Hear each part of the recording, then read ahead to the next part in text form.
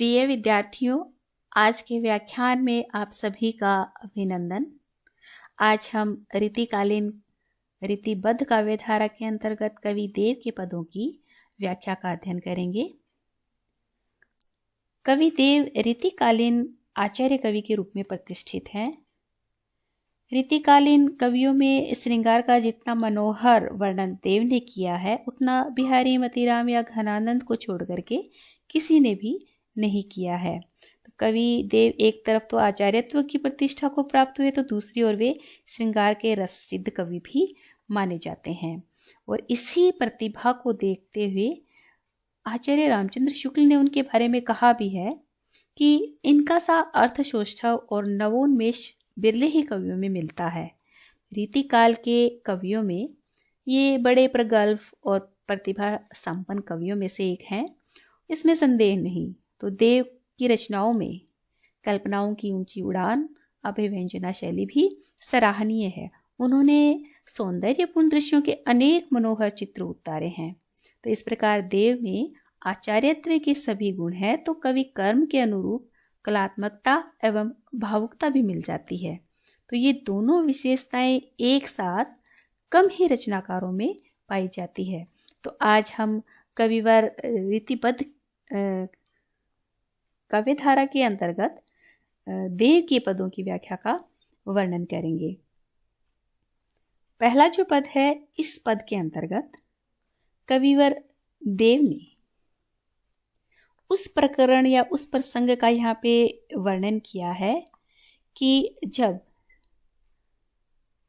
श्री कृष्ण उद्धव को गोपियों के पास अपना संदेश दे करके संदेशवाहक बना करके भेजते हैं और उद्धव के द्वारा गोपियों को जब निर्गुण ब्रह्म अर्थात ज्ञान और योग की उपासना की जो बात वो गोपियों के समक्ष करते हैं, तो उनके इस संदेश से, उस निर्गुण ब्रह्म के उपदेश से गोपियों का जो गोपियां हैं वो और भी दुखी हो जाती हैं और भी व्यथित हो जाती हैं। और गोपियां प्रत्युत्तर में उद्धव को क्या कहती हैं, उस बात का, अर्थात जो गोपियां हैं वो सगुण उपासक हैं, इसलिए अपने सगुण ब्रह्म के अर्थात श्री कृष्ण के सौंदर्य रूप का और उनका जो उनके प्रति उनका जो अनन्य प्रेम है, समर्पित भाव है, उसका यहाँ पे वर्णन किया गया है कि तब मथुरा से उद्धव ने आकर उन्हें ज्ञान योग का उपदेश देना प्रारंभ किया। तो उनके उपदेश से वो झुंझला करके जो गोपियों ने प्रत्युत्तर दिया और उद्धव को इस प्रकार से उन्होंने उपालंब देते हुए कहा कि रावरो रूप रहयो भरी नैनन, बैननी से रस सो श्रुति सानु, गात में देखत गात तुम्हारे, बात तुम्हारी बात बखानो, उधो हाहा हरि सो कहियो, तुम ही न इहा यह हूँ नहीं मानो, या तन के बिछुरे तो कहा, मनते अनते जू बसो तब जानो। तो यहाँ पे कवि वर्णन करते हुए कहते हैं कि उद्धव के ज्ञान योग का उपदेश सुनकर के गोपियों ने इस प्रकार कहा कि हे उद्धव, रावरो का अर्थ होता है आपका, रूप रहे हो भरी नैनन, अर्थ कि हमारे नैनों में, भरी नैनन का यहाँ पे अर्थ है कि नैनों में या नेत्रों में समाहित है। तो वे उद्धव से कहती है कि हे उद्धव, कि श्री कृष्ण का अर्थात कि आपका जो रूप है, जो सौंदर्य है, कि वह तो हमेशा ही हमारे नेत्रों में समाहित रहता है, हमारे नेत्र भरे हुए रहते हैं। बैननी से रससो श्रुति सानो, श्रुति का अर्थ होता है कान, कर्ण, और बैननी का अर्थ है वाणी। इस प्रकार गोपियां वर्णन करते हुए कहती हैं कि आपका जो रूप है हमारी आंखों में पूर्णतया समाहित है, भरा हुआ है, और आपकी जो वाणी है, उस वाणी के रस से हमारे जो कर्ण है, कान है, वे हमेशा भरे हुए रहते हैं। गात में देखत गात तुम्हारी, आगे गोपियां कहती है कि हम सबके शरीर में आपका जो शरीर है वो झलकता हुआ दिखाई देता है। गात का अर्थ शरीर। तो यहाँ पे गोपियां कहती है कि हम किसी का भी शरीर देखते हैं, अर्थात हमारे समक्ष कोई भी खड़ा हुआ होता है, तो हमें वो श्री कृष्ण का ही रूप उसमें दिखाई देता है। अर्थात कि हर व्यक्ति में, हर कण कण में उन्हें श्री कृष्ण दिखाई देते हैं। तथा हम परस्पर जब बात तुम्हारी ये बात बखानो, यदि हम आपस में या परस्पर जो भी बात करते हैं तो वह भी हम श्री कृष्ण के बारे में ही बात करते हैं, ताकि तुम्हारे बारे में ही हम बातचीत करते हैं, वार्तालाप करते हैं। तो कि मैं केवल आपके संबंध में ही बातें करती रहती हूँ। गोपी इस प्रकार से उद्धव को कहती हैं। उद्धव हा हरि सो कहियो। फिर वह कहती है कि हे उद्धव, कि तुम हरि सो अर्थात श्री कृष्ण को जाकर के यह भी कहना कि तुम ही ने यहाँ यह हो नहीं मानो। हो का अर्थ कि मैं ये नहीं मानती हूँ कि तुम यहाँ नहीं हो, अर्थात कि श्री कृष्ण को कहती है कि तुम यहाँ नहीं हो, कि यह मैं नहीं मानती हूँ। तो इस प्रकार हमारे कि समक्ष आप हमेशा ही उपस्थित रहते हो। या तन के बिछुरे तो कहा, यानी कि यह जो तन है अर्थात ये जो शरीर है यही हमसे बिछड़ा हुआ है, अर्थात कि तुम साक्षात हमारे सामने जो तुम्हारा जो शारीरिक जो उपस्थिति है सिर्फ वही नहीं है। मन ते अनते जू बसो तब जानो। मन ते अनते अर्थात मन से कहीं दूसरी जगह, अनते का अर्थ यहाँ पे अन्यत्र, दूसरी जगह। तो यहाँ पे कवि वर्णन करते हुए कहते हैं कि तुम यदि आप श्री कृष्ण को जाकर के ऐसे कहना कि हे उद्धव, कि तुम हमारे समक्ष उपस्थित नहीं हो, लेकिन फिर भी आपकी उपस्थिति हमारे मन मंदिर में रहती है। कि मन ते अनते अर्थात कि इस मन से यदि किसी दूसरी जगह अन्यत्र यदि तुम जाकर के रहो, बसो अर्थात निवास करो, तो हम आपको जाने, कि इस मन से आप निकल के दिखाओ हमें, क्योंकि आप तो हमारे मन मंदिर में बसे हुए हो इस प्रकार से कि कभी निकलते ही नहीं हो। तो यदि आप हमारे इस मन से कहीं दूर चले जाओ तो हम आपको जाने। मतलब इस तरह से उन्होंने उलाहना दिया है, उपालंब दिया है उन्हें। तो गोपियाँ कहती है कि इससे क्या हो सकता है कि आप हमारे सिर्फ शरीर से ही तो बिछड़े हुए हो, आपका शरीर ही तो यहाँ नहीं है, लेकिन आप हमारे मन में हमेशा हमेशा के लिए समाहित हैं। तो इस प्रकार यहाँ पे कवि का जो आशय है वह यह है कि प्रिय श्री कृष्ण हमारे मन मंदिर में हमेशा निवास किए हुए हैं, हमेशा बसे हुए हैं। तो इसलिए वो अलग हो ही नहीं सकते हैं। वे चाहे शारीरिक रूप से कहीं भी रहें, लेकिन मानसिक रूप से वे हमारे पास ही, हमारे मन मंदिर में रहते हैं। तो इस प्रकार इस अवतरण में उद्धव संदेश और गोपियों के उपालंब का यहाँ पे वर्णन किया गया है, क्योंकि ऐसा वर्णन हिंदी साहित्य की ये एक महत्वपूर्ण परंपरा रही है। और इस संबंध में भ्रमर गीत की परंपरा भी विशेष महत्व रखती है। और उसी परंपरा का निर्वाह करते हुए यहाँ पे कवि देव ने गोपियों की जो मन स्थिति है उस मन स्थिति का बड़ा ही अच्छा चित्रण किया है। तो यहाँ पे सगुण रूप का जो वर्णन किया है गोपियों के माध्यम से, बड़ा ही सुंदर वर्णन किया गया है। तो इस अवतरण में अनुप्रास अलंकार का वर्णन हुआ है और यह सवैया छंद है। तो सवैया छंद एक वर्णिक छंद है और इसमें 4 चरण होते हैं और प्रत्येक चरण में 22 वर्णों से लेकर के 26 वर्णों तक गणना होती है, तो उसे सवैया छंद कहा जाता है। अगला जो पद है, गंग तरंगिनी बीच बरंगिनी ठाडी करे जपू रूप उदोती, देव दिवाकर की किरने निकसे बिकसे मुख पंकज ज्योति, नीर भरे निचुरे अलके छूट गई छलके मानो मांग तिम होती, बिजुली से छलके लपटे कन कंचन से अंग उज्जल धोती। यह जो अवतरण है यह देव द्वारा रचित है। कवि देव ने इस अवतरण में, इस पद में गंगा नदी में स्नान करती हुई जो सुंदर नारियां हैं, सुंदर स्त्रियां हैं, और वे अपने इष्ट के प्रति जो स्तुति करती हैं, नहाते हुए ध्यान करती हैं, उस समय का यहाँ पे वर्णन किया गया है कि प्रातःकाल होते ही जो स्त्रियां हैं वो नदी में स्नान करने के लिए जाती हैं और उसी समय सूर्योदय होता है और उस समय वो किस तरह से अपने इष्ट के प्रति जो स्तुति करती हैं, उनका नाम जपती है, ध्यान करती है, तो उस समय उन सुंदरियों का, उन नारियों का, उन स्त्रियों का जो सौंदर्य है, उस सौंदर्य का, उनकी सुषमा का यहाँ पे वर्णन किया गया है। तो कवि वर्णन करते हुए कहते हैं कि गंग तरंगिनी बीच बरंगिनी। बरंगिनी का अर्थ है सुंदर नारियां, स्त्रियां, श्रेष्ठ नारी।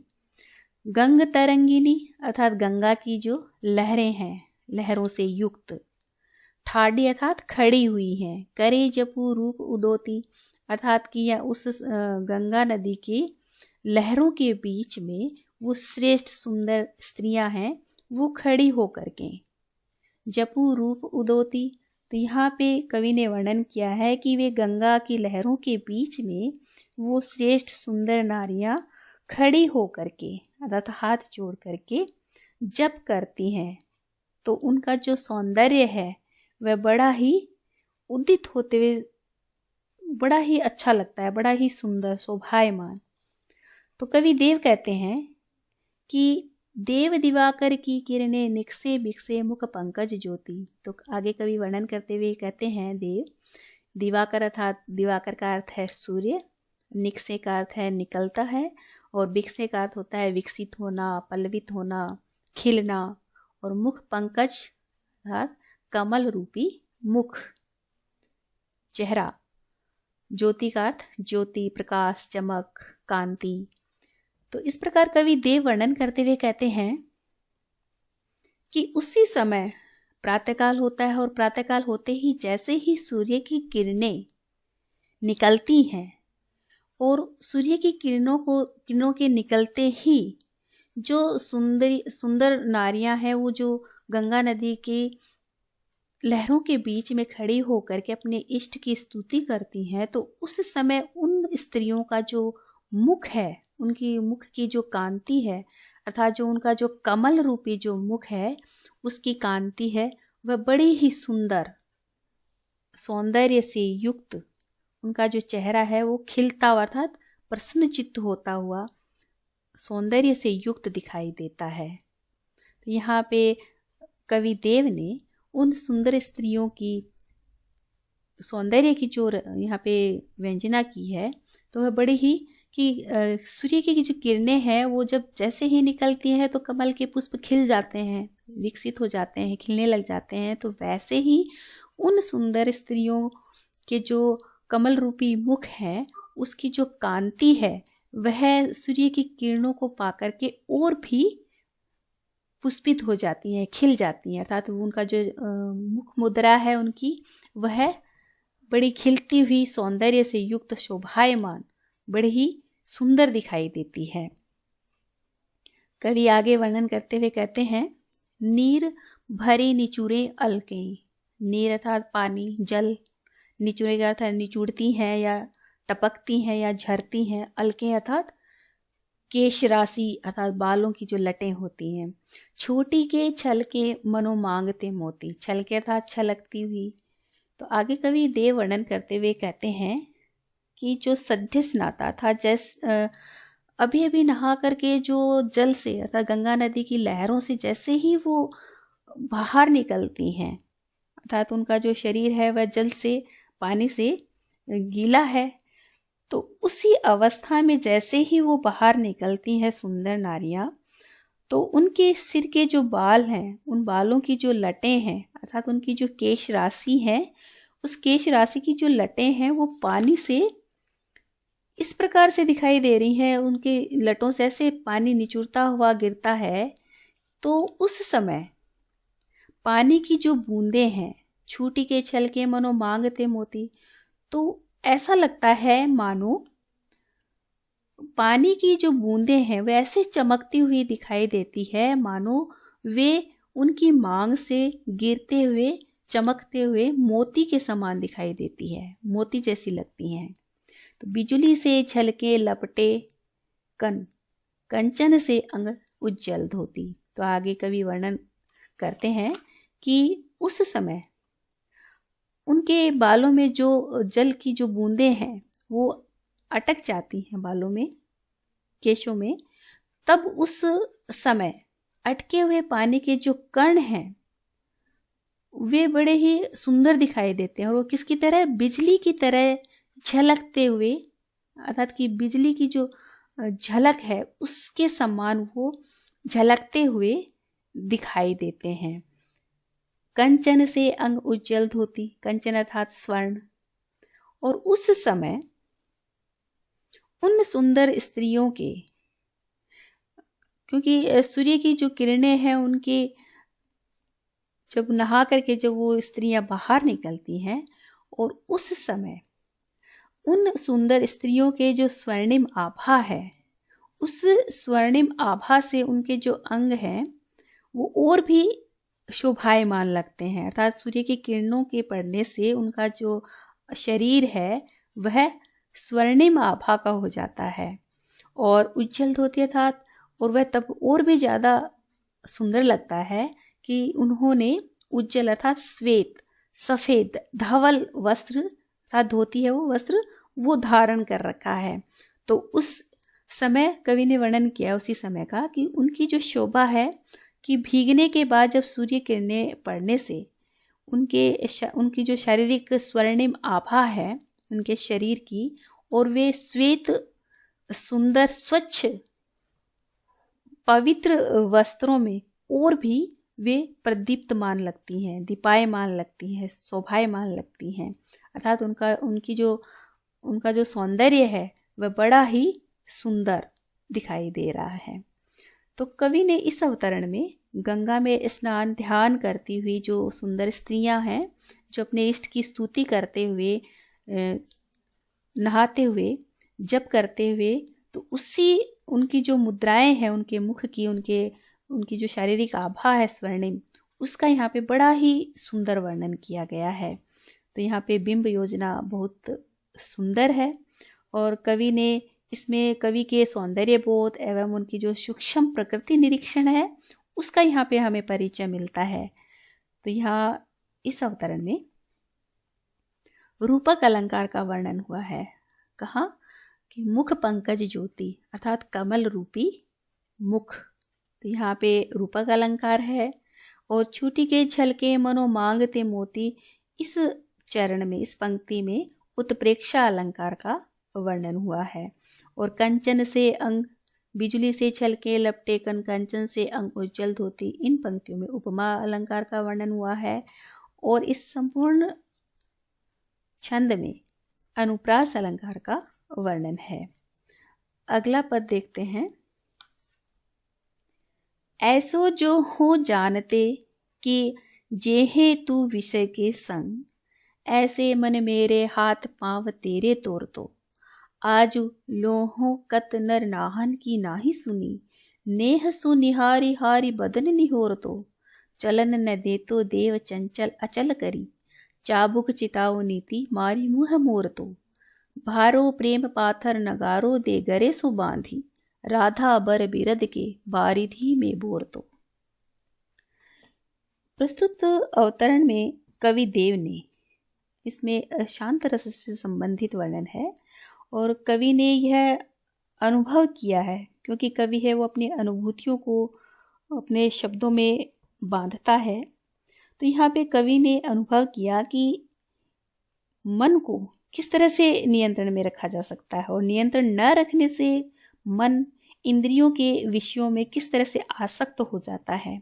तो कवि को बड़े लोगों की हाँ में हाँ मिलानी पड़ जाती है और कवि को बड़ा पश्चाताप होता है कि यह सब परिणाम कि यदि उसे पहले पता होते या ज्ञात होता तो उसे मन की जो स्वतंत्रता था, स्वच्छंदता है, और उसके दुष्परिणामों का यदि वह उसे अनुमान भी होता तो वह अपने मन को ईश्वर प्रेम में लगा देता, अर्थात श्री कृष्ण और राधिका के प्रेम में वह ध्यान लगा लेता।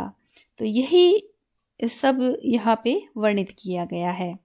तो कवि देव वर्णन करते हुए कहते हैं कि ऐसो जो हो जानतो हो, अर्थात कि मैं जानता, यदि ऐसा मैं जानता कि जेहे तू विषय के संग, तो कवि वर्णन करते हुए कहते हैं कि हे मन, यदि मैं पहले से तुम्हें जानता कि तुम ऐसे हो कि तुम विषय वासना हो, अर्थात सांसारिक जो विषय, इंद्रियों के जो विषय हैं जो आसक्त होती हैं, जैसे मद मोह लोभ क्रोध माया आदि जो विषय वासनाएं हैं उनके प्रति तुम इतने आसक्त हो, और यदि तुम उनके साथ हो तो मुझे ऐसा ऐसा पहले अनुमान होता था, ज्ञात होता, पता होता, तो ऐसे मन मेरे हाथ पांव तेरे तोड़ तो कवि कहता है कि यदि ऐसा मुझे पता होता, ऐसा ज्ञात होता कि तू मेरा मन है वो इतना आसक्त है इंद्रियों में, विषय वासनाओं में, सांसारिकता में, तो मैं तेरे हाथ पांव तोड़ देता। तो आगे वर्णन करते हुए कवि कहते हैं कि आजू लो हो कत नर नाहन की नाही सुनी। नर नाहन अर्थात जो बड़े बड़े जो लोग होते हैं, जो बड़े पदों पे आसीन होते हैं, पद प्रतिष्ठावान होते हैं, उनके बारे में कहा गया है कि आजू लो हो कत नर नाहन की नाही सुनी, कि आज तक मुझे कितने ही बड़े बड़े पद प्रतिष्ठावान लोगों की ना ही सुननी पड़ी है, और मैं नेह सु निहारी हारी बदन निहोर तो, और कि एक मैं हूँ कि इन सांसारिकता में, अर्थात कि मेरा जो मन है वह इन विषय वासनाओं में आसक्त होकर के, इतना विवश सा होकर के, नेह अर्थात प्रेम से, निहारी अर्थात देखता हूँ, हारी बदन निहोर तो अर्थात कि मैं उनको इस प्रकार से कि फिर भी कि वो मुझे हमेशा मुझे प्रताड़ित कर देते हैं और ना बोल देते हैं मुझे हर किसी काम के लिए, और कि फिर भी मैं उनकी तरफ इतना प्रेम से, प्रेम के साथ उनको देखता हूँ, निहारता हूँ। उनके बदन का अर्थ यहाँ पे मुख, निहोरता था निहारना, कि मैं बड़े ही प्रेम के साथ विवश होकर के उनके चेहरों को ही निहारा करता रहा। चलन न दे तो देव चंचल अचल करी, चाबुक चिताओ नीति मारी मुँह मोर तो, कि पहले मुझ में समझ नहीं थी कि मेरा मन है।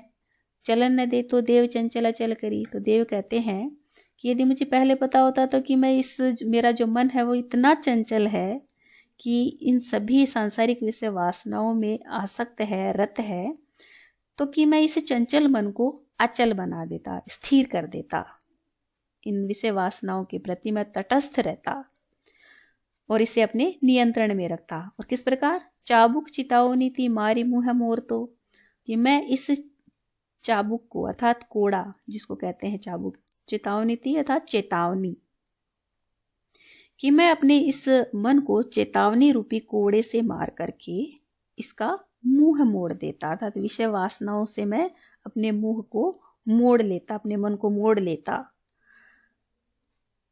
भारो प्रेम पाथर नगारो दे गरे सो बांधी, तो आगे कवि कहता है कि मैं बहुत अधिक जो भारी प्रेम का पत्थर नगारो दे गरे सो बांधी, कि मैं बहुत अधिक प्रेम का जो रूपी जो पत्थर है उसे मैं गले में बांध करके नगारे के डंके की चोट पर यह घोषणा करता कि राधा बर बिरद के बारिधि में बोर, तो बारिधि अर्थ है समुद्र और विरद है यश, प्रसिद्धि, तो और वर का अर्थ होता है श्रेष्ठ। तो यहाँ पे कवि वर्णन करते हुए कहते हैं कि मैं बहुत अधिक प्रेम का जो भारी पत्थर है इसके गले में मैं बांध करके और डंके की चोट पर मैं ये घोषणा कर देता कि जो श्री राधा हैं, जो श्रेष्ठ प्रसिद्धि अर्थात यश को प्राप्त हैं, भक्त वत्सला हैं, और इस यश रूपी उनका जो समुद्र है उसमें मैं अपने मन को डुबो देता। बोर तो का जो अर्थ है वह डुबो देना, रमा देना, तो कि मैं अपने इस मन को राधा के यश रूपी समुद्र में डुबो देता। तो कवि का जो आशय है वह यह है, ये कहना चाहते हैं कि अज्ञानवश मैंने अपने मन पर नियंत्रण रखने की ओर ध्यान नहीं दिया, और इसका परिणाम यह हुआ कि यह विषय वासनाओं में आसक्त हो गया, और मुझे बड़े बड़े लोगों की चापलूसी करनी पड़ी, जो गौरव की बात नहीं थी, अपमान की बात थी। तो मैं यदि अपने मन पर नियंत्रण रखता और नियंत्रण नहीं रखा तो इसके जो दुष्परिणाम है ये इस प्रकार से मुझे अपमानित होना पड़ा। और यदि इन दुष्परिणामों के बारे में मैं पहले जानता तो अपने मन को मैं जान लेता, तो मैं अपने मन को पहले ही अपनी राधा की भक्ति में लगा देता। तो इस प्रकार कवि ने को किस तरह से वश में रखना है, किस प्रकार नियंत्रण में रखना है और उसको किस प्रकार से राधा की भक्ति में लगा देना है। अर्थात कि मन को वश करने से ही हम किसी अपने आराध्य के प्रति उसकी भक्ति भावना में हम रत हो सकते हैं। तो वर्णन किया है कि कवि ने कि राधा भक्ति का यहाँ पे कवि का परिचय मिलता है और यहाँ पे शांत रस भी है। और कवि मन की स्वतंत्रता अर्थात स्वच्छंदता को अच्छा नहीं मानते हैं और विषय वासनाओं में आसक्त रहना जीवन को बर्बाद करना है। तो ऐसा उनका कविदेव का मानना है। इस पद के अंतर्गत अनुप्रास अलंकार के साथ साथ यमक और रूपक अलंकार का वर्णन हुआ है।